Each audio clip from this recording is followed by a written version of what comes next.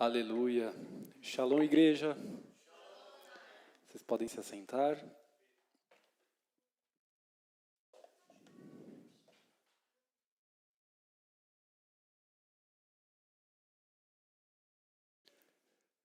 Hoje nós vamos ler um pouquinho de Êxodo. Eu começo a pregação de hoje com Êxodo 34. Vamos começar a ler do capítulo 34, versículo 1. Peço desculpa aos irmãos pela minha voz mais rouca. Dei bastante aula essa semana. Hoje, inclusive, o dia inteiro, então... Desculpa. Essa pregação é meio que continuidade da pregação anterior que eu fiz no domingo, acho que no domingo agora, no domingo anterior eu preguei sobre o coração de Jesus, que é manso e humilde, né? Sobre a pessoa de Jesus Cristo e quem Ele é de verdade, né? E agora é meio que continuação. Se você não ouviu essa pregação, ela está no nosso site, ela está no YouTube e você pode conferir, né? Um pouquinho sobre essa pregação, sobre a graça de Jesus, o seu coração manso e humilde, como Ele se manifesta a nós, como Ele está disposto a nos perdoar, porque essa é a obra dele aqui na terra. Mas eu queria trazer um pouquinho hoje sobre o coração de Deus. Na verdade, quem é Deus? A gente fala muito sobre a obra de Cristo, mas a obra de Cristo não começou ali no Novo Testamento. A obra de Cristo não começou com a vinda dele à Terra, ali no ano 1, né? No ano 0, né? Na nossa história. O plano de Deus para ter compaixão, misericórdia e trazer salvação para a humanidade começou muito, muito, muito antes e começou a ser relatada para a gente ali em Gênesis 1, né? Esse plano de Deus já estava no coração dele há muito tempo. Então, acho que fez sentido para mim ter estudado a pessoa de Jesus Cristo, então agora voltar um pouco o olhar para a pessoa do Deus Pai, né? E para isso eu vou ler com os irmãos um pouco do Êxodo 34, 1 a 7, só para dar um pouco do contexto, o que estava acontecendo aqui. Deus tinha dado as tábuas da lei para Moisés. Então Deus já tinha entregue ali para Moisés a sua vontade. Como fazer o correto? As leis, os mandamentos, o que Deus mandava, ordenava que o seu povo fizesse para se manter fiel. Quando Moisés desce do monte, ele encontra o povo em pecado, e Moisés era uma pessoa assim que tinha que fazer um pouquinho de autocontrole, né? Uma pessoa um pouquinho irada, e naquele momento ele não exerceu autocontrole, e no ímpeto de raiva ele quebrou as tábuas da lei. Simbólico, inclusive, né? Ele chegou e viu justamente o povo fazendo aquilo que era contrário ao primeiro mandamento, né? Que é ter um só Deus. Então, ele quebrou ali naquela ira as tábuas da lei, simbolicamente, mostrando que o povo estava quebrando aquela lei. Não que ele fez com essa intenção toda, ele fez porque ficou bravinho mesmo. E aí, Deus e Moisés, se você quiser ler os capítulos anteriores, principalmente o capítulo 33, vai mostrando aí uma conversa de Deus com Moisés. Moisés tentando interceder, tentando conhecer um pouco mais Deus, interceder pelo povo. E aí Deus fala que vai dar novas tábuas, né? Deus age aí com misericórdia e dá novas tábuas semelhantes às primeiras. E diz então em Êxodo 34:1: Disse o Senhor a Moisés: talhe duas tábuas de pedra semelhantes às primeiras, e nelas escreverei as palavras que estavam nas primeiras tábuas que você quebrou. Esteja pronto pela manhã para subir ao monte Sinai, e lá mesmo no alto do monte apresente-se a mim. Ninguém poderá ir com você, nem ficar em lugar nenhum no monte, nem mesmo ovelhas e bois deverão pastar diante do monte.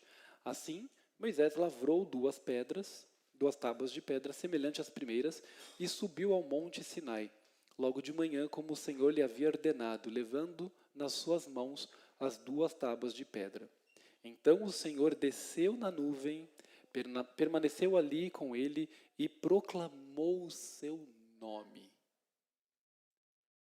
Deus proclamou o seu nome. É interessante que aqui ele diz, proclamou o seu nome, : o Senhor. Essa é a tradução que a gente tem, né? Nós sabemos que quando tem aqui o Senhor, isso é uma tradução para o português de um termo em hebraico cuja pronúncia a gente não sabe direito, se é Yahvé, Yehoa, né, Yahweh, enfim, tem várias formas que as pessoas interpretam o termo referente ao nome de Deus que está escrito na Bíblia. Não sabemos exatamente qual é o som que tem o nome de Deus, mas ele proclama ali. É interessante que não é a primeira vez que Deus fala sobre o seu nome.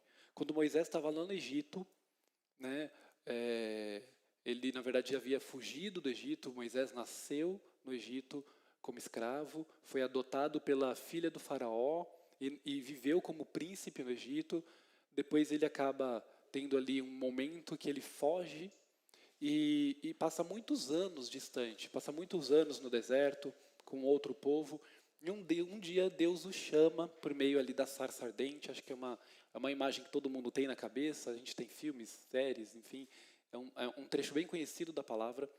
E aí Deus fala para Moisés que ele tem que ir falar com o faraó para pedir para liberar o povo, para libertar o povo. E Moisés disse assim: e quando me perguntarem que Deus, o que eu devo falar? Qual é o seu nome? Né? Já falamos aqui sobre o significado do nome para aquele povo. E aí Deus simplesmente diz: eu sou o que sou. Tipo, nesse momento, o que importa você saber é: eu sou o que sou. Né? Mas ele não dá detalhe sobre o nome. Né? Mas aqui, um pouquinho tempo depois, a gente tem lá todas as pragas do Egito, o povo sai do Egito, Deus abre o Mar Vermelho para que eles passem em seco, e agora eles estão aqui no deserto, e Deus está entregando a sua lei, entregando a sua vontade para Moisés.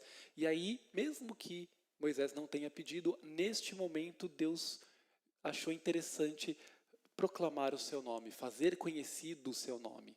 Né? Então, e aí ele não para, ele não diz só, meu nome é este. Ele continua falando sobre si. E aí que ele começa a se revelar para Moisés. Eu acho isso tão precioso porque é o primeiro momento em que Deus escolhe falar sobre si. Né?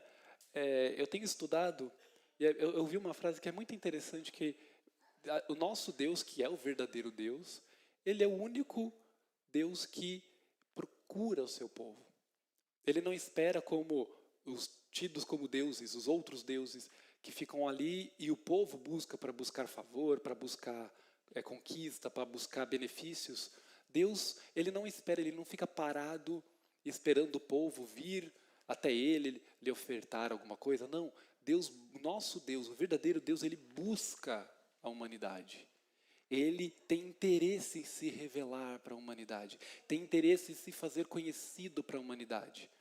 E aqui ele entendeu que era o momento certo de se fazer conhecido na sua essência. Assim como nós discutimos a essência de Jesus Cristo, aqui a gente vai entender, conhecer a essência de Deus nas suas próprias palavras. E pensa numa cena, né? A palavra diz que ele veio com trovões e com muita luz e com fumaça, e foi uma coisa tremenda, e o povo ficava lá embaixo do Monte Sinai só olhando aquilo e falando: ainda bem que eu não subi, que se eu subisse eu ia morrer. Pensa na coisa grandiosa. Eu acho que a gente fica com essa imagem na cabeça. A imagem que o povo olhou para aquele Deus grande, aquele Deus que fez maravilhas e pensou: se eu chegar perto dele eu vou morrer. Qual a imagem de Deus que a gente tem? Qual a imagem de Deus que você tem aí no seu coração? Será que é esse Deus que está no alto do monte e você embaixo? Será que é um Deus que se manifesta com trovões, relâmpagos, muita luz, coisa grandiosa, uma voz tremenda como um trovão? Mas ele está lá em cima do monte e você lá embaixo com medo de encarar esse Deus? Né? Qual será a imagem que tem de Deus no nosso coração? Mas neste momento Deus escolheu se fazer conhecido pela sua essência. Como ele proclamou o seu nome, e passou diante de Moisés proclamando: Senhor, Senhor, Deus compassivo e misericordioso, paciente, cheio de amor e de fidelidade, que mantém o seu amor a milhares e perdoa a maldade, a rebelião e o pecado. Contudo, não deixa de punir o culpado, castiga os filhos e os netos pelo pecado de seus pais até a terceira e quarta gerações. Eu acho que perdi o texto aqui, ele continua, foi até o versículo 7. Cadê o versículo 8 aqui?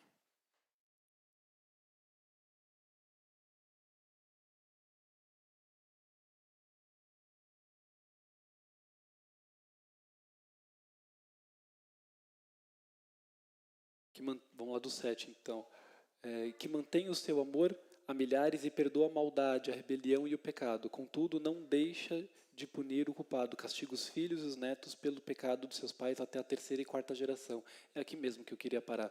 É que essa versão que eu peguei, ele tem um texto um pouquinho diferente, mas é o texto que ele fala. Quando ele diz que mantém o seu amor a milhares e perdoa a maldade, a rebelião e o pecado, outras versões vão dizer que perdoa até 1000 gerações. E quando ele diz que castiga os filhos e os netos pelo pecado, outras versões diz que castiga até a terceira geração, né? E quando eu li esse texto, eu falei, é assim que Deus quis fazer conhecido. É assim que Deus quis que a gente entendesse o significado, o sentido, a essência que há no seu nome, né? Senhor, Senhor, Deus compassivo e misericordioso, paciente. Outras versões dizem tardio em irar-se, cheio de amor e fidelidade, que mantém seu amor a milhares e perdoa a maldade, a rebelião e o pecado, que mantém o seu perdão e estende a bênção até 1000 gerações. Eu estava conversando sobre esse texto com a Elisa, e ela, quando eu falei 1000 gerações, ela fez... A Elisa é um pouquinho expressiva, ela fez uma cara de... 1000 gerações? Quanto que é isso? Aí eu entrei numa discussão lá, para mim, falar de que é 1000 gerações é praticamente falar pela eternidade, né? O que é 1000 gerações? Alguns dizem 40 anos, alguns dizem 70 anos, então 1000 gerações seriam o quê? 7000 anos?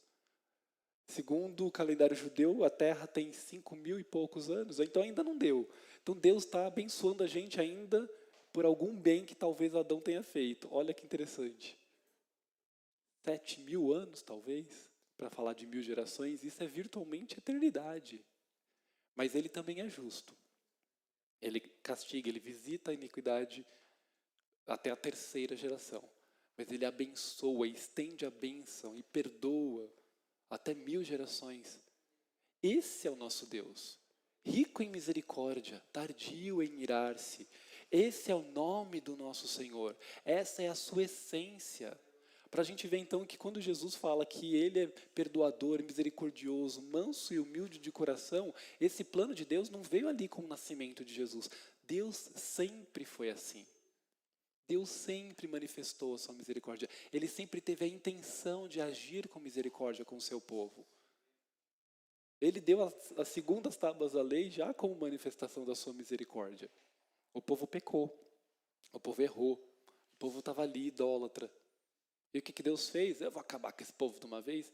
Não, eu vou estender a minha mão, vou estender da minha misericórdia, vou dar de novo as tábuas da lei, para que eles aprendam o que fazer, para que eles aprendam qual é o caminho certo que vai levar eles até mim, que vai trazer felicidade para eles, contentamento em seus corações.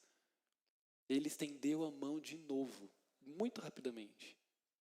Não sei quanto tempo passou ali entre as primeiras e as segundas tábuas da lei, mas não foram 1000 anos. Foram questão de dias, meses talvez. Deus está disposto a estender as suas mãos. Amém?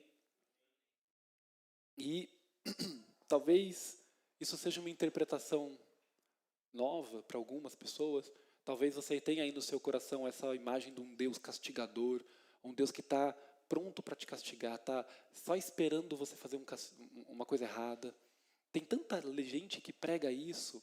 Tem gente que prega, até quando fala dos 10 mandamentos, que aquilo ali é uma lista de coisas, de prisões que o ser humano, que é tão impossível de fazer. Né? Como se Deus tivesse ali no seu coração uma intenção de amaldiçoar, de punir. Como se ele tivesse prazer em punir. A palavra diz, inclusive, que ele não tem nem prazer nos holocaustos, nos sacrifícios, que ele tem prazer na obediência da sua lei.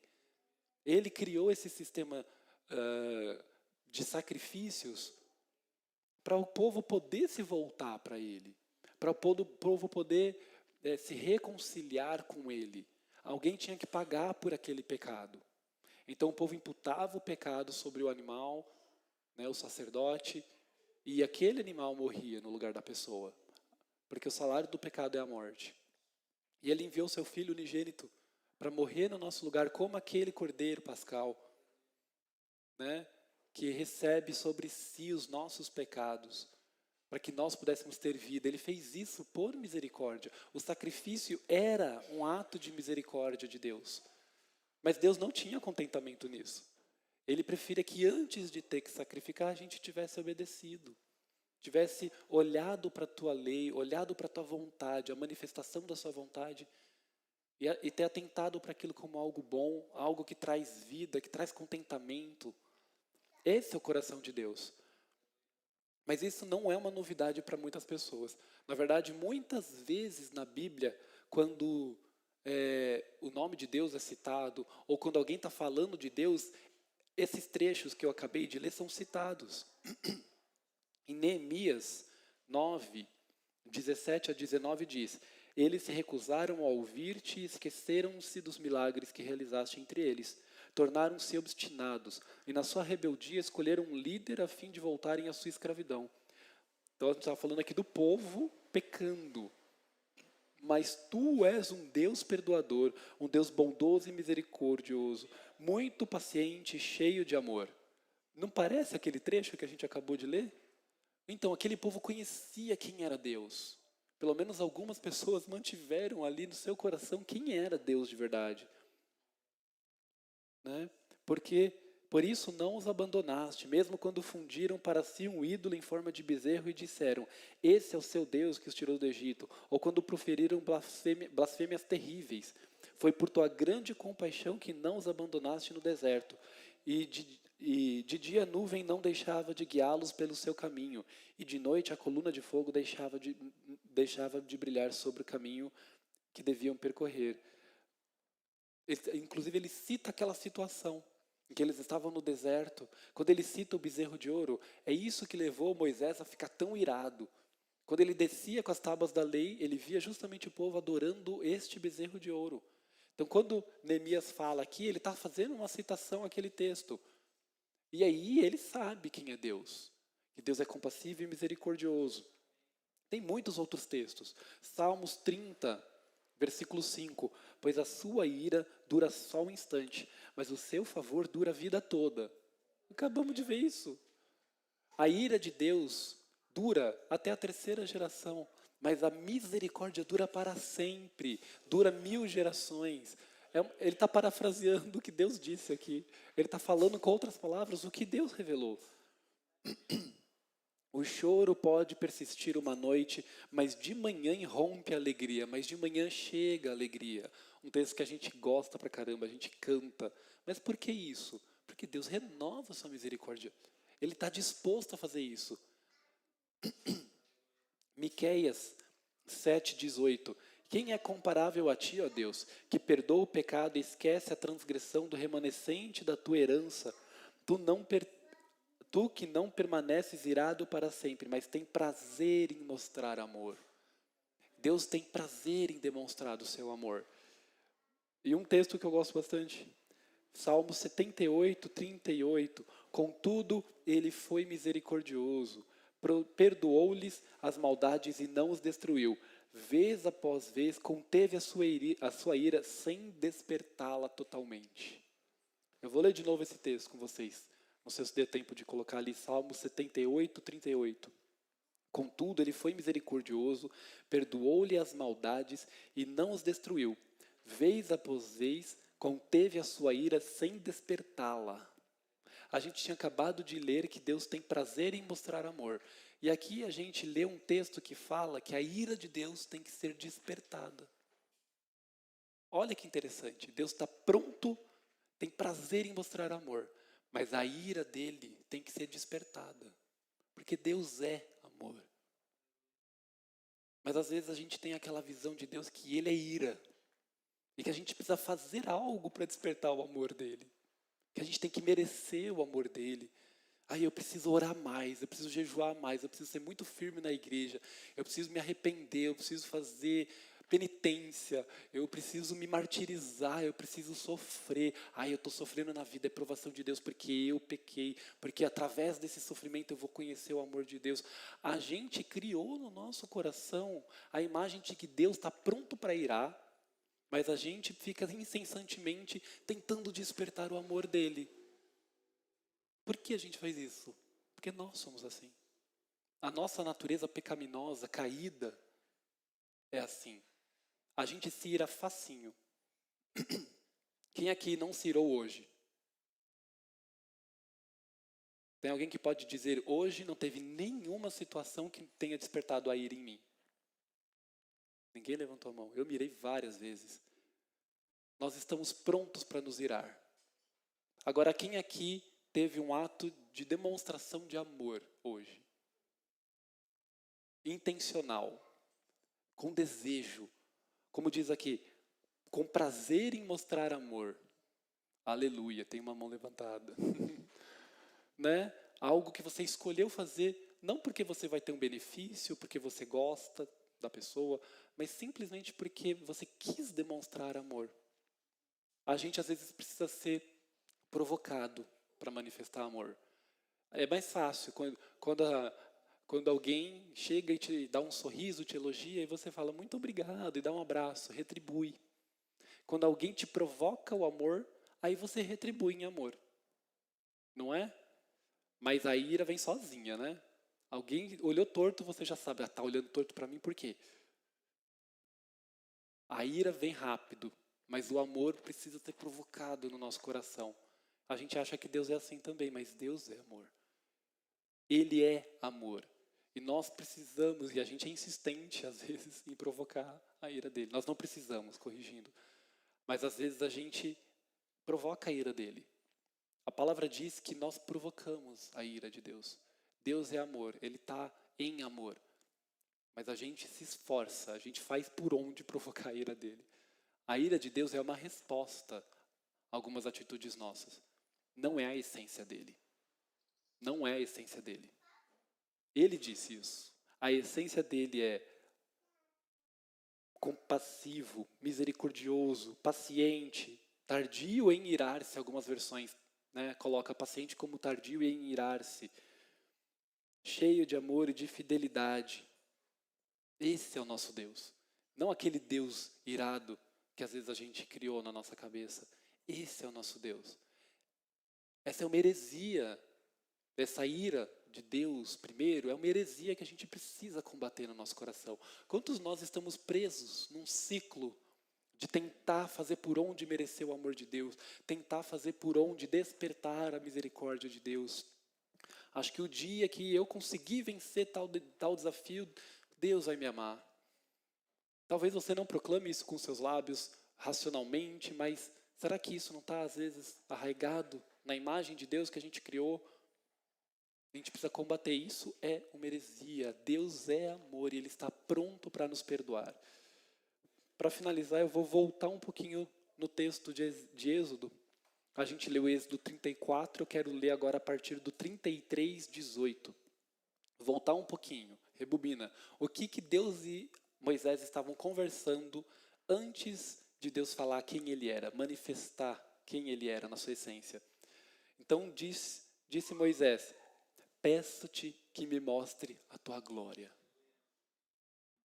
Ele estava ali falando com Deus, Deus falando, esse povo que eu tirei do Egito está pecando, e Moisés falando com Deus ali, e Deus falando o que Moisés podia fazer, Moisés dialogando, conversando ali com Deus.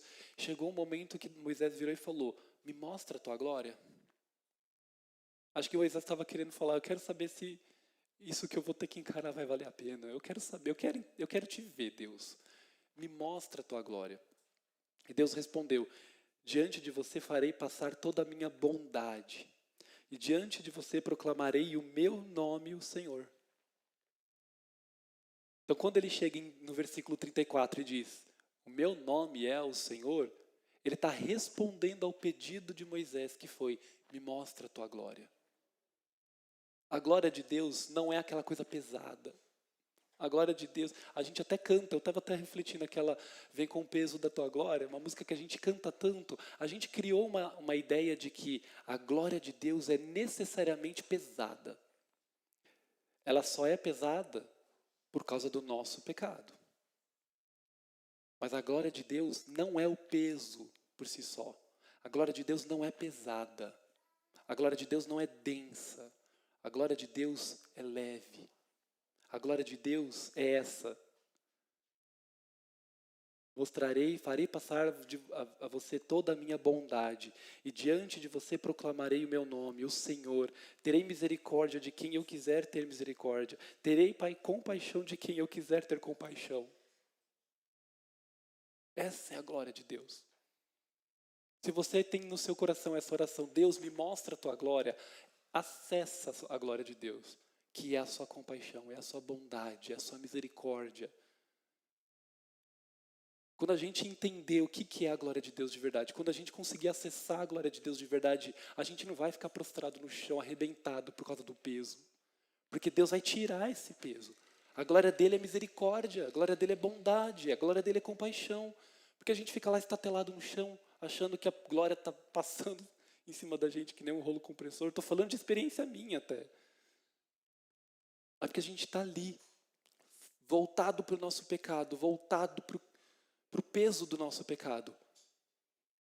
E não para aquilo que é verdadeiro, a glória de Deus. Acessa, olha, deixa esse pecado de lado. Deixa esse pecado de lado. Muitos de nós passamos anos e anos da nossa vida tentando viver uma vida sem pecado, tentando se livrar de um pecado. Estava discutindo isso com a Jéssica essa semana, nas últimas semanas. A gente às vezes fica tanto tempo olhando para o pecado, tentando sobreviver a ele, achando que é isso que Deus quer. Deus, mas a gente fica olhando para o pecado. A gente continua dando importância para o pecado. Olha para a glória de Deus. Olha para a misericórdia de Deus. Muda de foco. É isso que Jesus disse quando ele diz que o fardo dele é leve, é suave. Porque a gente fica olhando para o pecado e isso é pesado. Olha para a glória. Olha para Jesus. Mantenha a tua cabeça, a tua intenção, o teu coração na glória de Deus. E isso vai tirar o foco do pecado. É claro que a gente precisa orar, a gente precisa ser liberto, a gente tem esse entendimento. Mas a gente precisa fazer essas coisas e olhar para aquilo que verdadeiramente importa, que é a glória de Deus. É isso que verdadeiramente importa. E a glória de Deus que é bondade, é fidelidade, é misericórdia. É isso que liberta. Não é fazer um monte de oração. Não é, inclusive, o ato de impor uma mão. Não é o ato de dizer, sai. Isso é humano. O que traz liberdade é Deus. O que traz liberdade é o Espírito dele agindo. O que traz liberdade é o sacrifício de Jesus Cristo. Não está em nós, não está na nossa mão, não está na nossa penitência. Não está na gente orar muito. Não estou dizendo que essas coisas não sejam importantes. Precisamos orar, precisamos jejuar, precisamos ler as Escrituras para conhecer esse Deus. Para conhecer a sua glória. É ali, é na palavra, que a gente vai conhecer a glória de Deus. Amém? Eu vou fechar lendo de novo o texto, para que isso fique arraigado no seu coração, para que isso traga liberdade para o seu coração. Conheça a glória de Deus, conheça Deus. E segundo as próprias palavras, Deus é Deus compassivo e misericordioso, paciente, cheio de amor e de fidelidade, que mantém o seu amor a milhares e perdoa a sua maldade, a rebelião e o pecado. Contudo, não deixa de punir o culpado, castigando os filhos e os netos pelos pecados, até a terceira e quarta geração. Tenha isso no seu coração também. O pecado tem uma consequência. Deus não é esse Deus que vai perdoar qualquer coisa o tempo todo e vai te livrar de toda a consequência do pecado. Se o teu pecado tem uma consequência natural, se o teu pecado pode trazer doenças, se o seu pecado é um crime no nosso país, vai trazer uma consequência. Mas ele perdoa. a gente tem que separar as coisas. Uma coisa é a consequência física. A gente vai ter que encarar isso eventualmente. Deus pode também livrar a gente disso. Mas Ele é justo. Ele é justo. Mas Ele perdoa e Ele estende a bênção até 1000 gerações. Esse é o nosso Deus. Amém? Levante-se. Ore ao Senhor.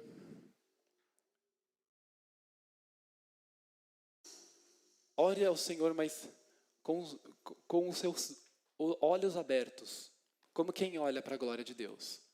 Ore ao Senhor agora, não falando, Senhor, aquele pecado me liberta. Ore ao Senhor e fala, deixa ver a tua glória. Faça o pedido que Moisés fez. O pedido mais genuíno que a gente pode fazer. Me mostra a tua glória. Eu quero te conhecer, Jesus. Eu quero te conhecer, Deus.